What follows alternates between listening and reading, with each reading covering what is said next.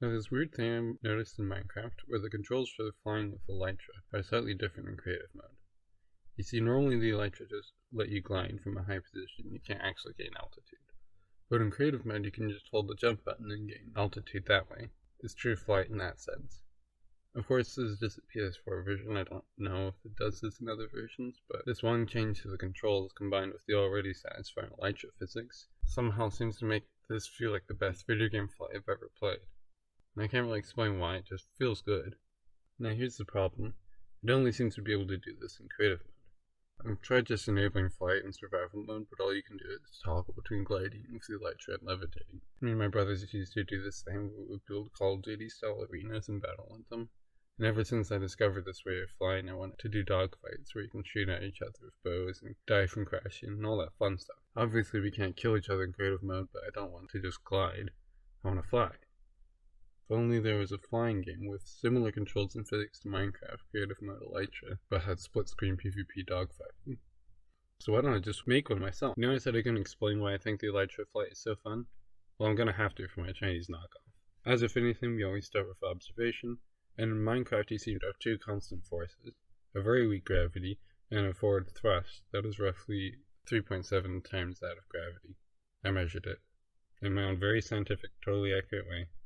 Don't question me at all. Although the thrust seems to be somehow ignored when pointing up, meaning you can't just look up to gain altitude. If you point slightly up, it does seem to let you go a little further, but straight up and you go up for just a moment, then start to sink again. Not sure about the math behind that, I'll have to figure it out. And then you have just two inputs.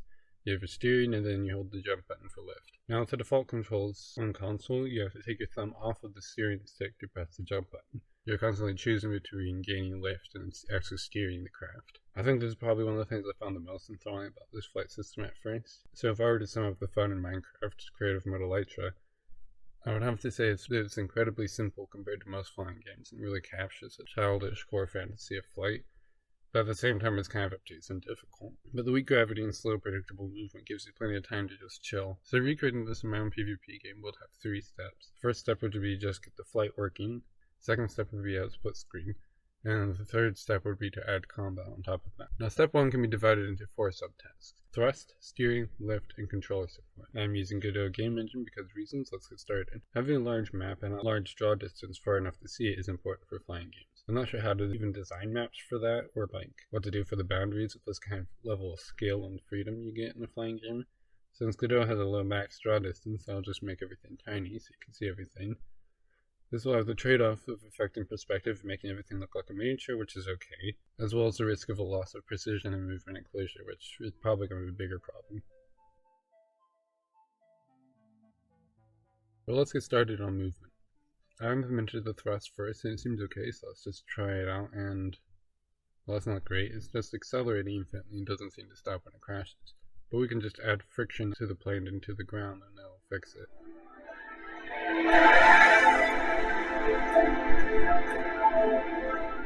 Oh shit.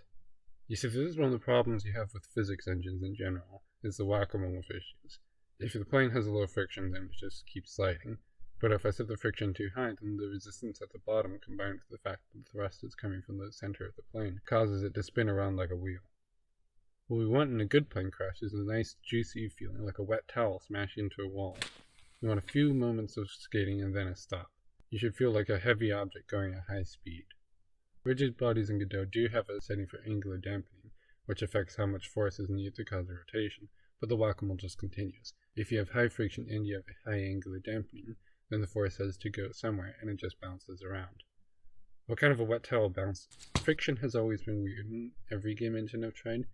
Just kind of assumed I wouldn't have to worry about it when making a flying game, but game dev do be like that sometimes. My solution for the time is to increase gravity to mitigate the bounciness, and to just turn off thrust when in collision with something. Well, I did more than that, but it's a bunch of small adjustments and trial and error. Still not quite the juicy feeling I was hoping for, but I gotta move on to steering now. Okay, so it turns out there is no simple way of applying torque to a rigid body in local rotation space in Godot. I can manually set the rotation, but that would ignore collisions and interfere with the physics simulation. I'm gonna have to research how global rotation and local rotation interact, and how to convert my intended local torque into global torque. Basically study some actual math for once.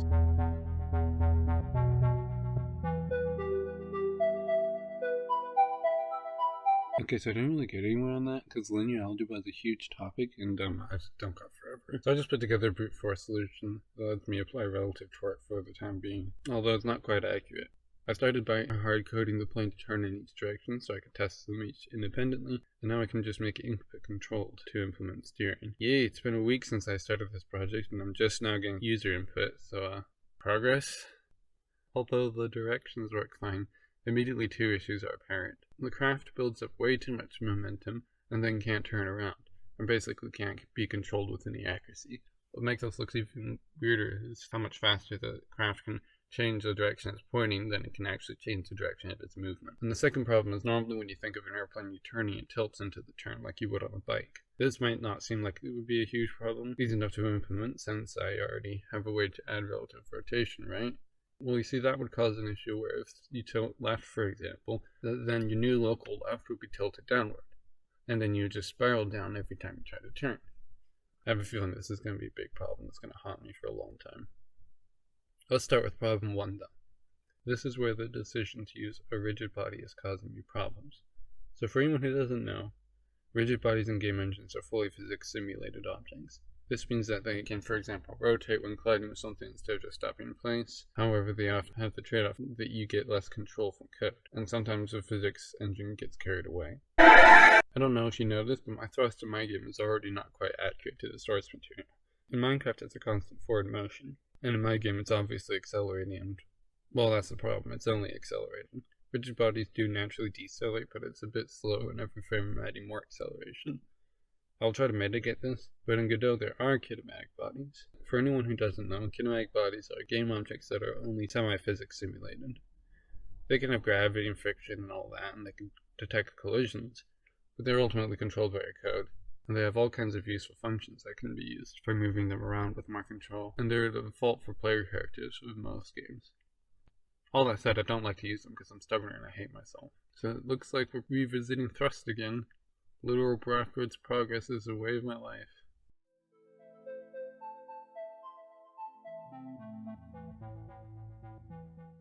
Okay, so the two problems weren't really all that hard to solve. For the thrust, I just changed the airplane script to directly set the linear velocity of the rigid body every frame, which is exactly what all the Godot documentation tells you not to do, but it seems to work perfectly well and matches the feeling of the Elytra better. And for the steering, it turns out that I can do left-right rotation on a global axis, and it works just fine, which means I can swivel the relative z-axis as much as I want without causing spiraling. Now, just because Minecraft Flight was my inspiration doesn't mean I have to follow exactly, and I personally prefer there to be a little bit of acceleration-deceleration time, which was easy enough to implement now that I have direct control over the linear velocity. This is the stage where we need to start thinking about this game's unique identity for Minecraft. As an aside, I spent a little bit of time adding a gentle red light to my plane. When flying, it can be easy to lose the sense of scale and distance. In this case, I want there to be a lot of swooping low and weaving between obstacles, so it's crucial to let the player know when they're in danger of crashing. Textures can give your eye a point of reference, and every time you can see your own shadow, that helps as well. But I think this would add just a little bit of a last minute warning. So that's the thrust and steering checked off the list for now. Let's move on to the lift.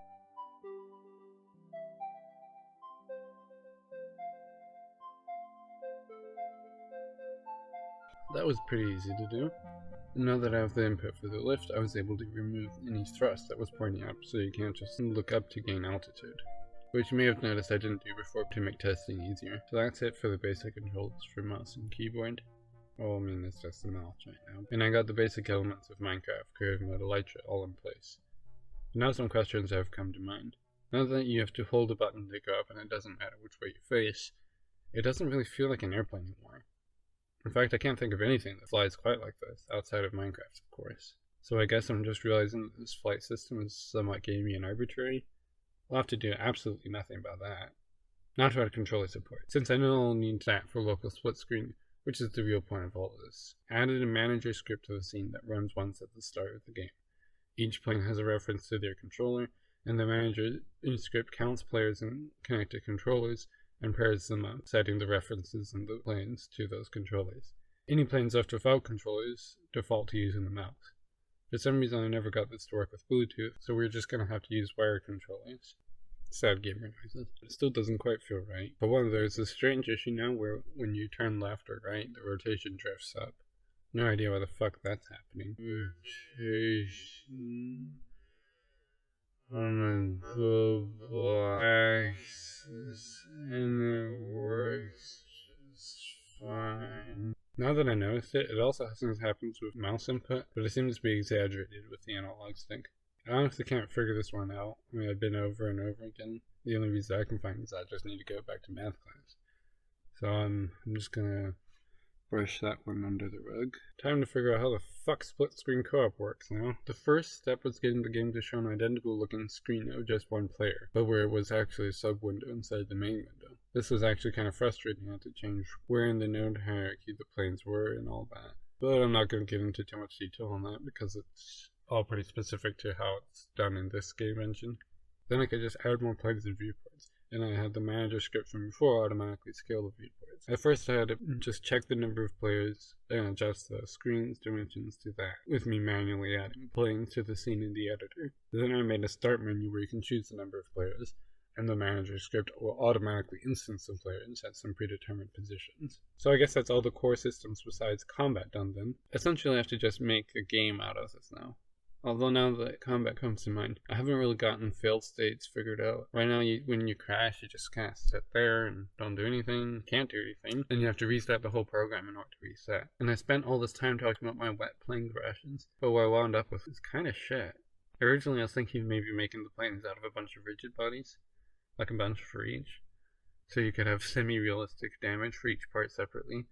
For example, if you nick one wing or something, it might come off, and you could aim at specific parts of your enemies. But in hindsight, if I was planning on doing that, I really just should have done from the start, because at this point it would mean rewriting the whole movement system. So once again, I revisited moving and crashing alongside adding HP. I guess my mistake was during the planning phase, when I separated the development into 3 steps. I assumed that the damage system would be in step 3, combat. In hindsight, it was really more to do a step 1 flight system than combat, since ultimately it's your ability to fly and, well, play the game that's affected by whether or not you're dead. And you'll need to die from crashing anyways, which I really should have just thought of. I'm also not really sure if combat even needs to be its own step, because it's really just adding pew-pew on top of the other 2 steps. I'll be honest, I kind of fell into a depressive spiral at this point. The crashing physics felt like shit. The game still looked like shit. I hadn't even made it an actual game with goals or states or a loop yet. It was just like everything else I've ever made, a tech demo for unimpressive tech. But this was all as simple as a lack of planning, so I just had to trudge through and figure it out. This is where a reference to the core fun of Minecraft comes in handy to give us some direction. You know, an actual vision. And this is what I landed on. Since I said the thing that was fun about the Minecraft flight was its simplicity, I've decided to do just a simple HP system for damage. Having one wing damage and having to fly in a way to compensate sounds fun for a completely different game than this one. Although it's important to mention that my own bias of laziness is also in play, so choosing to do the simpler option should never be taken lightly. Before, whenever you made contact with an object, you would lose control, and I would just let the physics engine glide you along. Now instead, as long as you have HP left, you have full control. But at every frame you are in contact, you lose a little health, scaled to how large the impact was. Essentially, the amount a given collision slowed you down was the amount of damage you see. And whenever you run out of HP, you lose all control and the plane plummets and stops accelerating.